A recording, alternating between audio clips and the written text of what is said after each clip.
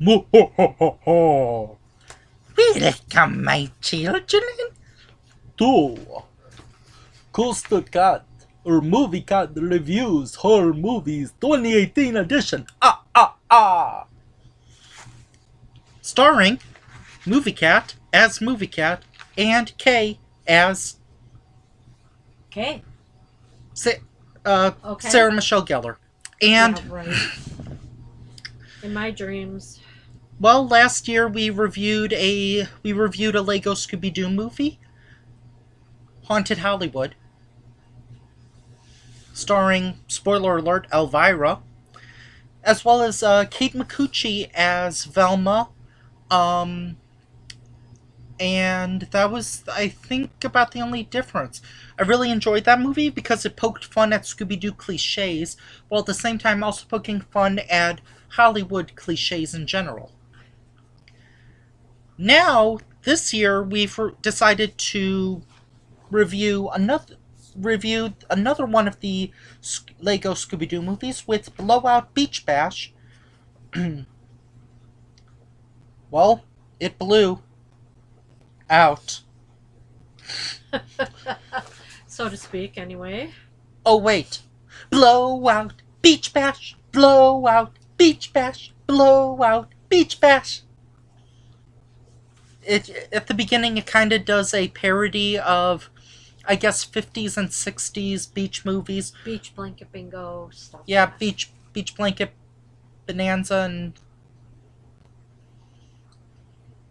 They did too much of that song in and the beginning. bikini car wash. Oh, sorry, wrong genre. Anyway, I was hoping this movie was going to have a lot of the, making fun of Scooby Doo tropes as well as like beach movie tropes. Not really. This movie seems to try to, Have a theme. I would say, it tries to take the genesis of the characters that we know, and tries, at least with two of them, to flip them on their heads and to try to make them not act like the characters that we've known for well over 40 years now. Right, because the plot of this is They're driving to essentially Atlantic City or Ocean City. right. But on the way there, Fred and Velma are accused of being no fun. Yeah, they're accused of, and throughout the series, they've been, Very detective, scientific. they've been the straight person. Fred has been, it's like, well, gang, it's time for another mystery, and Velma has been like the clue person. Daphne is kind of in the middle between the Scooby and Shaggy and Velma and Fred, where she is kind of a detective, but she's also kind of a goofball. No offense, ladies. And Scooby and Shaggy are the comic relief. Right, and then Fred and Velma, when they get there, they decide we're going to let loose and not do any detective work at all. Yeah, because they got picked on by the gang for essentially being themselves. Yeah. So now you've got Fred and Velma completely out of character, just trying to be like crazy, wacky, goofy, which in my opinion doesn't really suit their personalities. It's like seeing Superman kill people, or Batman shooting people with guns, or a good DC Comics movie. It just doesn't seem natural. Right, and the thing is okay, they get to this beach bash, and it's like everybody is leaving town. Yeah, because they're scared of this pirate, I believe. Yeah. Pirate ship.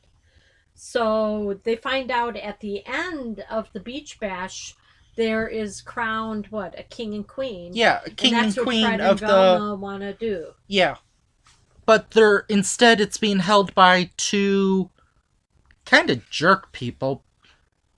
What, the son and daughter? Yeah, and even was it their parents that said, or someone else that said, once they won, this fame kind of went to their head? Yeah. Well, and the parents owned one of the hotels that the city developer wanted to buy, so then he can raise prices for this beach bash boardwalk thing every year and stuff. So he's the head of Mount Olympus. A special shout out to the 3 people that understood that reference. I appreciate your viewership. The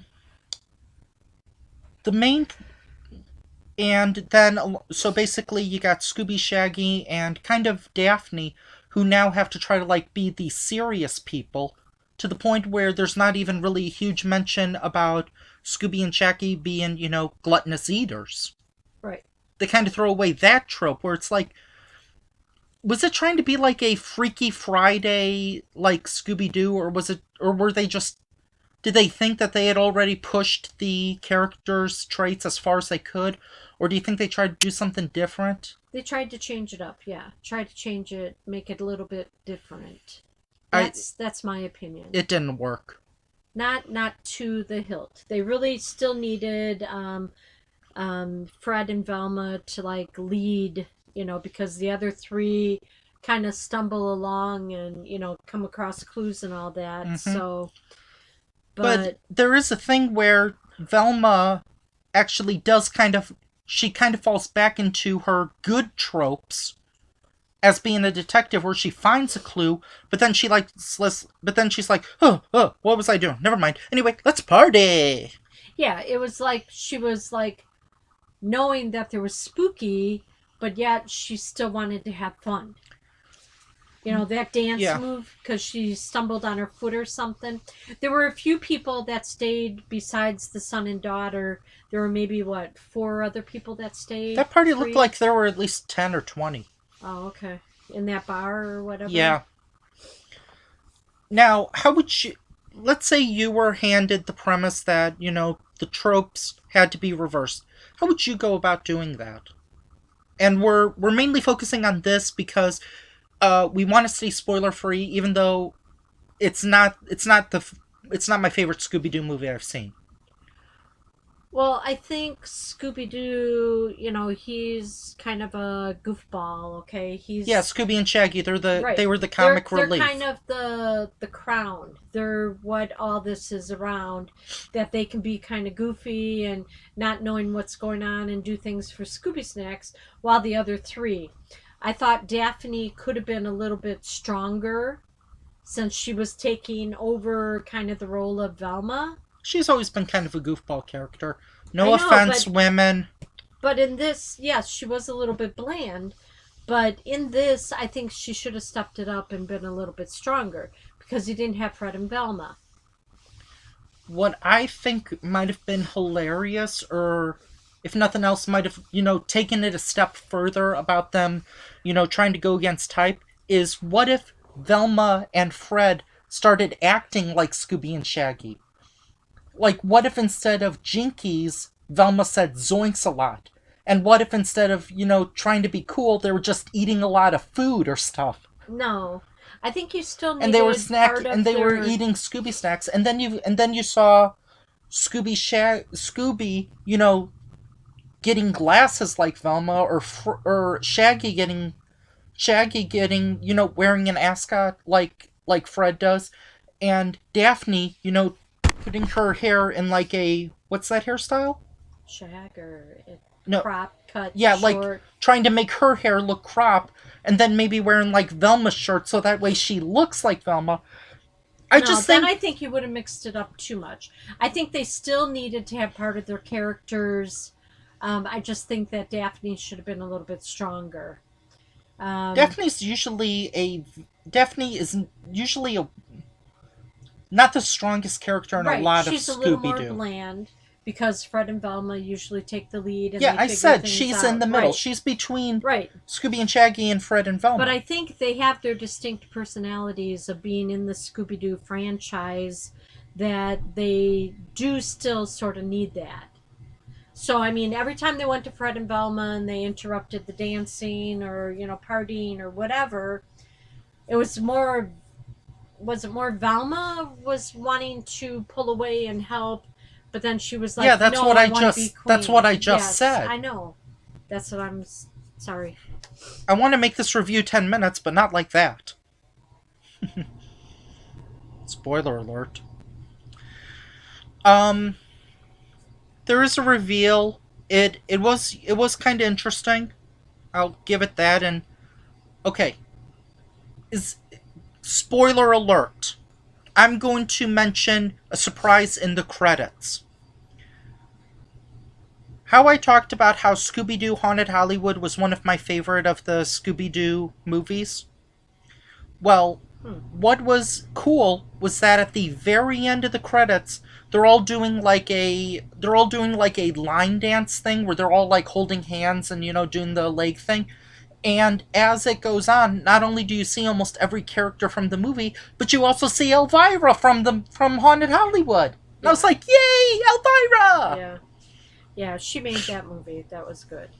Yeah, she played a parody of herself. Yep. So, So, I mean, I think they tried to make this movie, how do you want to say, cool, crisp, a different look at Scooby-Doo. I thought Haunted Hollywood did that fine. Yeah, that did. But this movie was trying to take maybe a step further. Maybe they lost. So, Maybe some of the writers left of that one, or I don't maybe know. maybe I was just too much in love with Kate McCucci as Velma or something. Yeah. And there was talk that somebody was taking over for Casey Kasem as he retired. Yeah, he's done Casey Kasem or Matthew Lillard. He's done Shaggy for years since like 2007, I want to say, because he did it in the two Scooby-Doo live-action movies. Okay. In those movies, even though they're not necessarily the best movies, even though I think Monsters Unleashed is a little bit better, even though it's technically a reboot of the first one. Yeah. And while they were on that one ship, Those movies he got praised for. while they were on the ship, I think Scooby and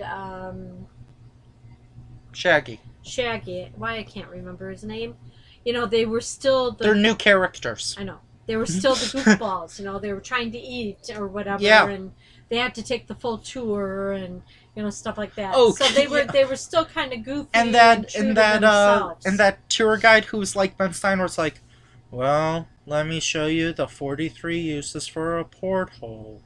First usage, open it. Second usage, have it had an 80-degree angle. Yeah. It's like, Zoinks! Like, is there gonna be food on this trip? Like, can we go to the cafeteria? Save your questions for the The cafeteria has been closed for a few years now. Zoinks! Yeah. So I mean, they still Any were chance I true to get, character. any chance I can do my Shaggy voice, for free publicity and hopefully more views, I'll take advantage of it. I have no problem selling out because I was never worth anything to begin with. Yeah. Whatever. So, would you recommend this movie? If you have to watch all Every the Scooby-Doo every movies, single Scooby-Doo movie. then I would say check it out at the library, but you got to be in the mood for it, because I think they did change it up since the Haunted Hollywood or whatever. And that movie was only like a year before this. Yeah. This was like one or two movies later. I think you have to be ready to see some changes. So I would probably rent it or check it out at the library free. Now, here's the thing. Wasn't it made for TV or made It was for DVD? It was direct to DVD. Okay. They've done Stop. I since like the what was it? Since maybe at least the mid 90s they've gone direct to TV or direct to video. No, wait. With the exception of the two live action ones, they've all been either direct to video or direct to TV or TV specials.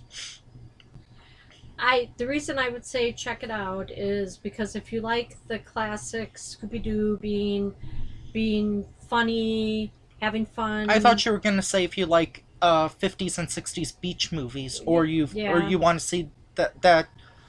That's one thing that I wish happened. I wish they had focused more on like doing beach movie cliches. Well, yeah.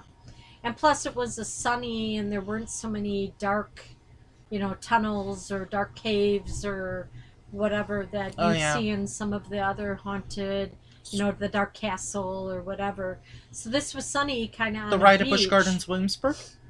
The beach was kind of a big area in the boardwalk. So and then the one main hotel, then the one main bar, then the one main ship or whatever that. And then the pier, with a roller coaster that would never exist.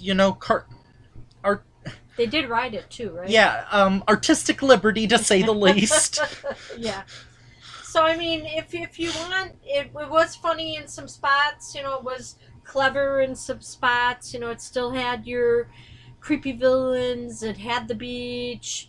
It had Fred and Velma out of themselves, out of their regular clothing that they usually wear on that show. So that was kind of different too. So.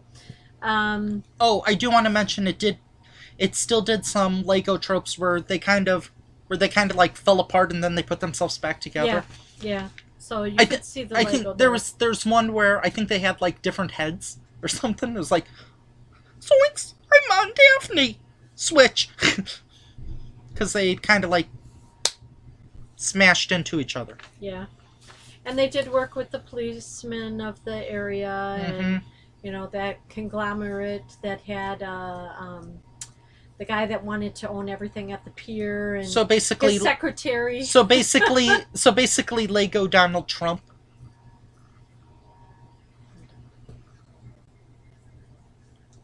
I would just say rent it or get it free at the library. Okay? Okay. Wrap it up. Just wrap it up. Donald Trump would buy a lot of properties along the piers. Wrap it up.